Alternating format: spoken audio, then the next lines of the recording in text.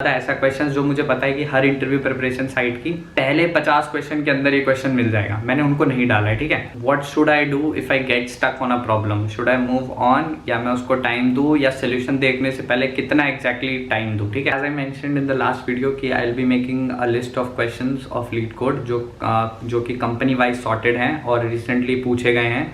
तो the list is out and आपको list का लिंक मिल जाएगा डिस्क्रिप्शन में। So in this video I will be talking about कि क्या वो लिस्ट है, कैसे वो लिस्ट बनी है, आपको वो लिस्ट सॉल्व करते करते वक्त क्या क्या क्वेश्चंस आपके दिमाग में आ सकते हैं। So I will be answering those questions. एक जो FAQs करके होता है ना किसी प्रोडक्ट के साथ, कि जो फ्रीक्वेंटली आस्क्ड क्वेश्चंस, यूजर्स को क्या क्या दिमाग में आता है कि ये कैसे यूज़ करना है या क्या ऐसे यूज़ करके इससे मेरे को बेस्ट रिजल्ट मिल सकते हैं। So I'll be discussing those questions. The first question that comes into mind after seeing a list is कि इसका source क्या है। ठीक है, कि मतलब किस sources को use करके ये list of questions बने हैं।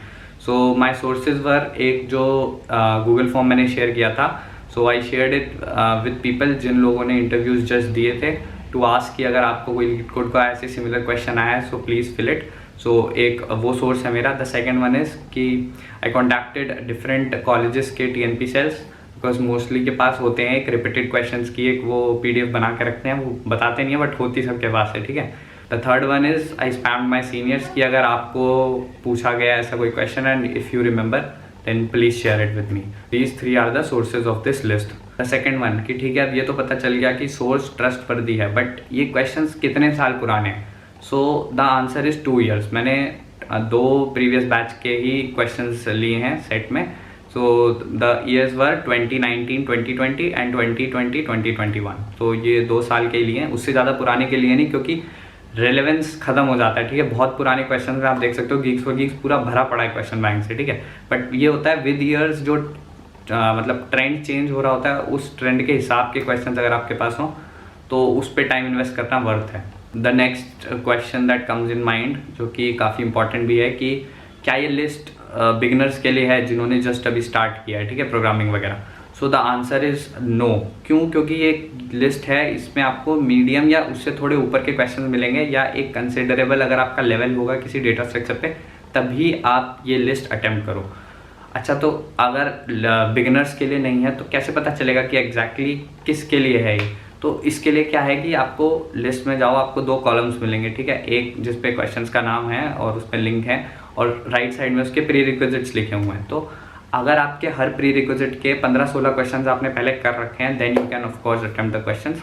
बट अगर उससे कम है या अभी कुछ पता ही नहीं उस टॉपिक के बारे में then don't attempt the question. So this is the distinction कि कैसे आप डिसाइड कर सकते हो कि मैं ये क्वेश्चन खोल के अटेम्प्ट करूँ या मैं कोई और क्वेश्चन देखूँ पहले। Next thing that I want to tell is कि मैंने रेपिटेशंस नहीं डाले हैं इसमें। And from repetitions what I mean कि जैसे एक क्वेश्चन आपको 3-4 कंपनी में पूछा गया, ठीक है, Amazon, Microsoft एंड Cisco 3-4 में पूछा गया, तो क्या है कि मैंने उसको किसी एक कंपनी के टैग में डाल रखा है, वो किसी में भी एक में हो सकता है, just because I didn't want कि ये लिस्ट बहुत ज़्यादा लंबी हो जाए। नहीं तो अगर एक ही क्वेश्चन जैसे आप देख रहे हो कि डिफरेंट कंपनीज पूछे जा रही हैं, अगर मैं उसे वहाँ मेंशन कर देता तो वो 100 क्वेश्चंस की लिस्ट 200-250 पहुँच जाती। एंड अच्छे रिसोर्सेज का ना छोटा होना बहुत ज़रूरी है। नहीं तो एग्जांपल आप कॉर्मेन की बुक ले सकते हो कि it is one of the best resource for learning DSA। लोग इतना ज़्यादा रिकमेंड करते हैं, बट अगर आप प्रैक्टिकली देखो कि कितने लोगों ने उसे पढ़ के DSA सीखा है, सो वो आज के टाइम पे आपको धीरे धीरे कम होता लगेगा number. Because the next question is very stupid question but I am mentioning it because ये सबसे ज़्यादा फ्रीक्वेंटली पूछा जाता है। लोग बिना सोचे समझे आपसे यही क्वेश्चन दिन में 3-3 4-4 बार पूछेंगे once you release the list. That is कि क्या ये क्वेश्चंस करने से मेरा इन्वेंशन कंपनी में से किसी भी एक में हो जाएगा, इसकी गारंटी है? तो इसका आंसर ये है कि जैसे आपको पता है कि अभी जैसे मैंने इस लिस्ट में क्वेश्चन मेंशन कर दिया, ठीक है, कि ये क्वेश्चन है, ये इसके प्री रिक्विजिट्स हैं और ये जाके आप सॉल्व कर लो। बट अगर आप कोडिंग राउंड्स अगर आपने दिए हैं पहले, तो वहाँ कैसे होता है, वहाँ पे एक बहुत बड़ी ना प्यारी सी स्टोरी लिखी होती है। अब क्या होता है कि उस स्टोरी को पढ़ के आपको क्या याद आ रहा है या आपको क्या लग रहा है कि कैसे सॉल्व होगी, तो वो आपको एक रिलेट करना पड़ता है कि ठीक है, ये स्टोरी मुझे लग रहा है इस डेटा स्ट्रक्चर पे फिक्स होगी, मैं ये एल्गोरिथम लगा के आई कैन सॉल्व दिस। तो अब ये जो स्टोरी से आपने रिलेट किया ना, ये लिस्ट करने से आपकी वो रिलेशन की जो पावर है ना, वो थोड़ी बढ़ सकती है। एंड ऑफकोर्स आपको नए नए और इंटरेस्टिंग अच्छे क्वेश्चन और एल्गोरिथम्स मिल सकते हैं। बट ये गारंटी करना कि ये क्वेश्चन कर लेने से आपकी ये कंपनी फिक्स हो जाएगी, तो दिस इज़ फॉल्स होप्स। ऐसी आप कोई होप मत लगाइए। बट श्योरली मैं कह सकता हूँ कि अगर आप ये क्वेश्चंस की लिस्ट फॉलो करते हैं तो जो आपकी जो कनेक्शन एंड रिलेशन वाली वो पावर है ना, वो फॉर श्योर इंक्रीज होगी। कुछ केसेस में ऐसा भी हो सकता है कि आपको इसमें से कुछ सेम टू सेम क्वेश्चंस मिल जाएं, बट इसकी होप में बैठे रहना कि यही सेम क्वेश्चंस मेरे को कोडिंग राउंड में मिलेंगे, दिस इज स्टूपिड। जो अगला क्वेश्चन है वो भी काफ़ी लोगों के दिमाग में आएगा while solving question from the list, is that कि what should I do if I get stuck on some problem and exactly कितनी देर बाद मैं सोल्यूशन देखूँ, या what is the ideal time जिसके बाद मुझे हार के एडिटोरियल की तरफ मूव ऑन कर जाना चाहिए। तो इसका आंसर मैं 3 अलग अलग कैटेगरी वाले लोगों के लिए अलग अलग चीज़ें बताऊंगा। मेरे हिसाब से अगर आपसे कोई क्वेश्चन नहीं हो रहा है तो आप इन 3 में से किसी एक कैटेगरी में होगे, ठीक है। द फर्स्ट वन इज़ कि आपने क्वेश्चन पढ़ा एंड आपको कोई आइडिया नहीं लग रहा कि इससे रिलेटेड तो कोई मतलब होप नहीं है, कुछ समझ नहीं आ रहा कि ये कैसे सॉल्व होगा, ठीक है, कोई बिल्कुल ब्लैंक आइडिया है। तो इस केस में क्या है कि आप अभी उसके लेवल के दूर दूर तक आसपास भी नहीं हो, तो उस क्वेश्चन से करने या उसके एडिटोरियल देखने का कोई फ़ायदा नहीं है। आप क्या करो, वहाँ से प्री रिक्विजिट पकड़ लो कि ये क्वेश्चन किस मतलब टॉपिक का है। उस टॉपिक के जाके अगर वो क्वेश्चन हार्ड था तो मीडियम के 10-15 क्वेश्चन करके आओ, अगर वो मीडियम था और आपको कोई क्लू नहीं आ रहा है तो आप उसके ईजी के 10-15 क्वेश्चन करके आओ, उसके बाद उसको दोबारा पढ़ो, तो क्या पता वो सेंस बने और कुछ आगे प्रोग्रेस हो। द सेकेंड टाइप इज़ कि आपने वो क्वेश्चन पढ़ा है, आपको थोड़ा बहुत आइडिया लग रहा है कि हाँ ये ऐसे हो सकता है या मैं ये यूज़ कर सकता हूँ, या फिर आपको उसका ब्रूट फोर्स तरीका आता है, ठीक है, कि मतलब कैसे मैं इसको ब्रूट फोर्स के तरीके से कर सकता हूँ, बट जो ऑप्टिमल वे है वो आपको लगता है कि कुछ और होगा।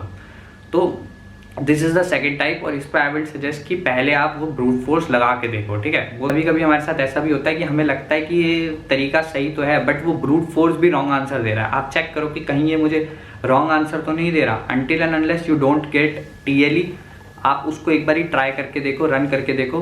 ब्रूट फोर्स का ये कोई नहीं बताता, बट ब्रूट फोर्स करने से आपकी क्वेश्चन की अंडरस्टैंडिंग एक बढ़ जाती है, आपको समझ में आता है कि एग्जैक्टली क्वेश्चन पूछ क्या रहा है। And once you get TLE तो चलो आपको ये सही है कि लॉजिक वाइज आपका कोड वॉज ओके, अब आपको ऑप्टिमल सोल्यूशन पे जाना है बट आपको समझ नहीं आ रहा, then you can move to editorial, ठीक है, कि मुझे ब्रूट फोर्स आता था बट मैं क्लिक नहीं कर पा रहा था। तो अगली बार आपको ये याद रहेगा कि इस पर्टिकुलर टाइप के क्वेश्चंस के लिए क्या ऑप्टिमल तरीका है और किस तरह से मैं उसे अप्रोच कर सकता हूँ। तो ये हो गया सेकंड टाइप।